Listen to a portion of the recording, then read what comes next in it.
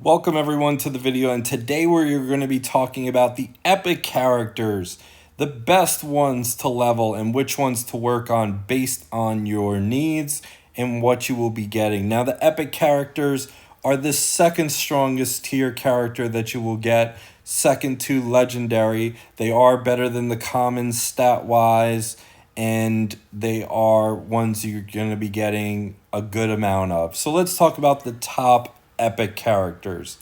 And let's go ahead and start off with... Let's start off with good old Lord of Bones. Lord of Bones, the man that is wonderful in the Ice Team. He is a part of the Free Folk tribe, so he does have that tenacity. But let's talk about his move. It's a fast speed AoE that does more damage to brittle enemies and has a big chance to inflict each enemy with ice. Now, this is very important because in the egg event and the Battle of the Bastards, you need speed. And if you level up your Lord of Bones and give him good gear and level up his attack, this AoE will do a good amount. He also has the ability when an enemy is defeated to give each enemy with up to 3 ice. So he is very fast for good speed, works well with a guy like the Brawler, good in getting your ice. You need ice makers for the ice team. Let's talk about 2 characters you get from the very beginning who are excellent to build.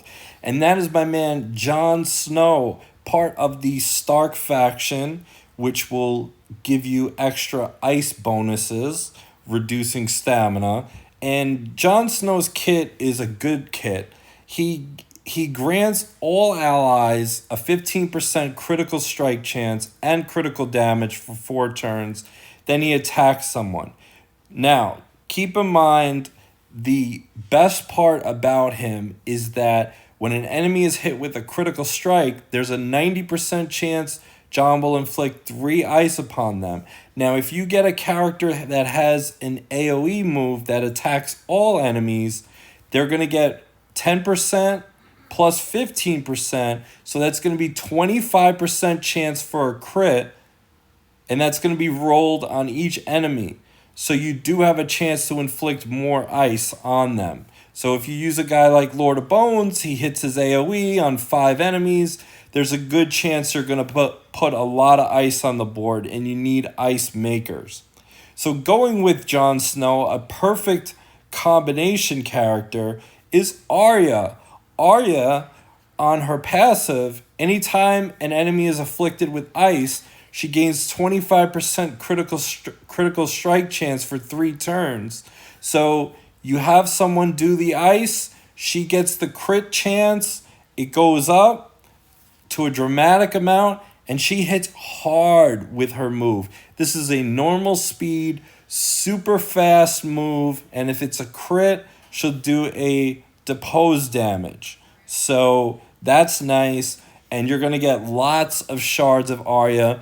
In the Battle of the Bastards event, there are a lot of blue enemies, and Arya is a one-hit wonder queen.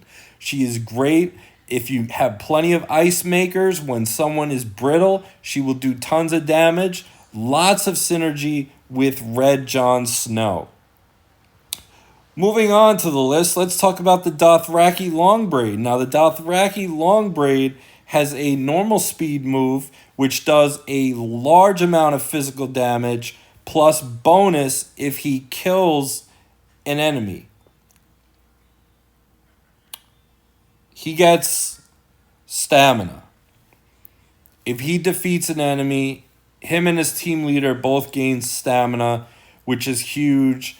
I use him in the Free City team. You can pair him off with other characters. I've used him with Rhaenyra. You down someone, you give Rhaenyra stamina, she gets going faster, more power-up gems are made. So he is a phenomenal attacker. He is great. Another member of the Free City faction who is a wonderful character is Zaro. He is used in my shield team. I'm upgrading his move very high. He gives shield equivalent to his HP pool to all allies and defense for 4 turns.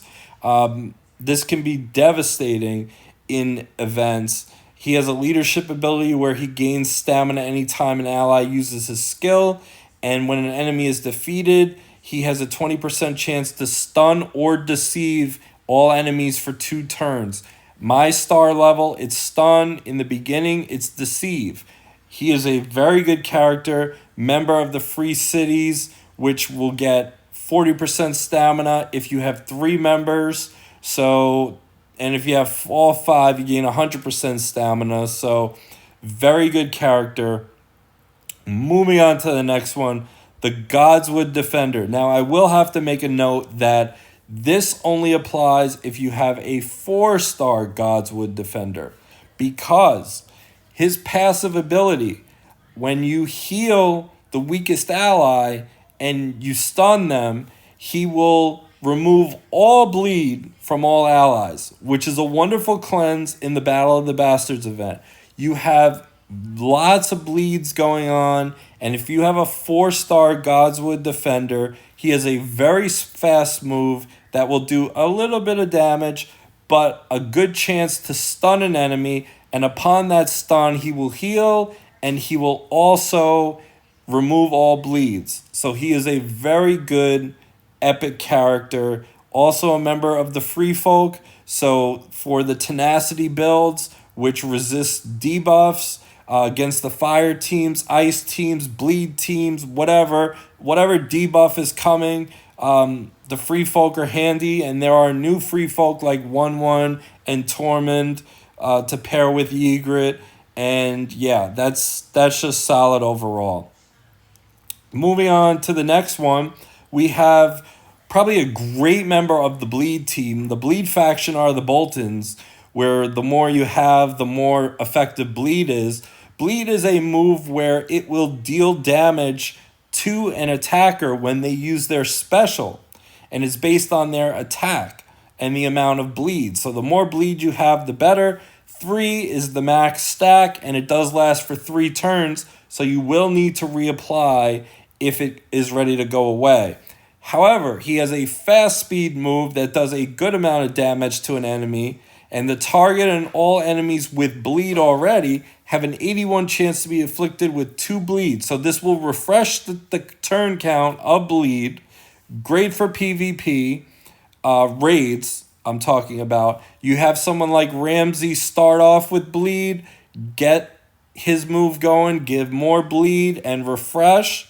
And then also his passive, when an enemy is defeated, all enemies have a 95 chance to be afflicted with 2 bleed. So this is a very good move in a bleed team. He is a good character. You're going to be getting a lot of shards for him, and he's essential for the Boltons. Moving on to the next one, we have the Ironborn Berserker. He is new, and he is part of the Greyjoy faction, which focuses on the raid mechanic and also healing. The Berserker is insane because look at these damage numbers. 545% attack, and when he's below 50% health, this strike will deal 650% attack. The only drawback is he has the accuracy of 30%. But this can be buffed when someone is raided. When someone is raided, you'll gain 30% accuracy for 2 turns. So there are plenty of people in the Greyjoy faction that can make someone get raided. And you can have multiple stacks of raid. So it's not just one. You could raid for more than one. When you get him to 6-star, that accuracy buff increased to 75% chance, which is going to be bonkers with this move. He has a slow speed. He is a fighter. He is going to do insane amounts of damage. Would love to see what he does against the dragons. Definitely good for the Greyjoy faction. Another member of the Greyjoy faction we have to talk about is the Servant of the Drowned God. He has a very slow, but he has an AoE move, which is 75% physical damage to all enemies, which is useful. And enemies who are raided have a 15% chance to become stunned for 2 turns. Very useful.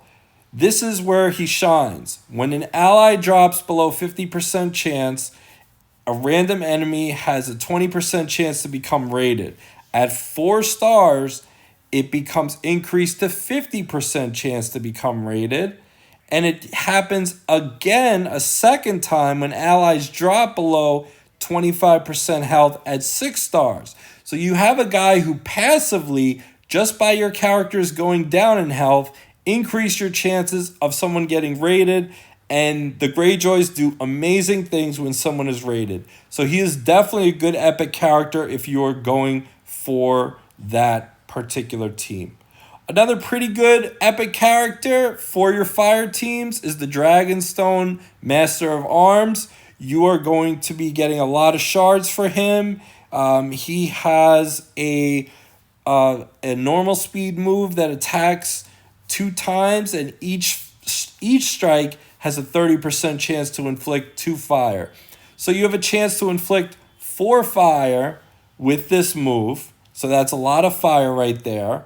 And each strike has a 25% chance to reduce fire resistance minus 5% for 3 turns. So you have a lot of fire going on, and then when you use someone like Daenerys to do her fire-based attack, you're going to lower the resistance. So he is definitely good with the Targaryens. And then we have, also in the Targaryens, we have the Maester. The Maester has a normal speed, heals all allies for attack percentage, and he's a cleanser, so he has a 75% chance to remove a debuff from each ally. Perfect against the ice teams, against also fire teams, and against the Boltons in the Battle of the Bastards event with bleed. It is normal speed, so it will happen a lot. And then when he heals critically, he has a 58% chance to inflict each enemy with 3 fire. Max stack is 5.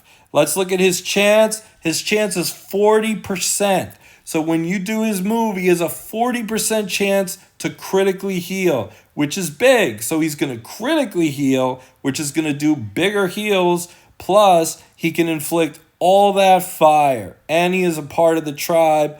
Wonderful addition to it. Those are your epic commons I would recommend. Early on in the game, these are the ones you're going to have more frequently than others. So, and they will be adding more in the game. Oh, one more. Can't forget my man Jory.